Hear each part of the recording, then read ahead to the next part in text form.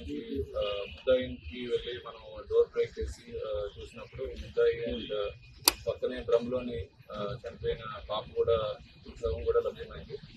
ఆ టైంలోని చుట్టుపక్కల ఒక 50 మంది గ్రామస్తులంతా కూడా గుమిగూడి ఇతన్ని చంపడానికి ప్రయత్నించే సమయంలో మనమే రక్షక వెహికల్ని లో పెట్టి ముద్దాయిని అతన్ని తీసుకున్న జరిగింది. మళ్ళీ అక్కడ లా అండ్ ఆర్డర్ సిచ్యువేషన్ చాలా హెవీగా డెవలప్ అవడం వల్ల, హైవే కూడా బ్లాక్ అవడం వల్ల మనకి ఆ రక్షక వెహికల్ స్టాఫ్ని కూడా తిరగడం జరిగింది. అక్కడ ఒక డ్రైవర్ మాత్రమే ఉండడం జరిగింది ముద్దాయితో పాటు. ఆ సమయంలో అతను తప్పించుకొని పారిపోవడం జరిగింది మార్నింగ్ టైం.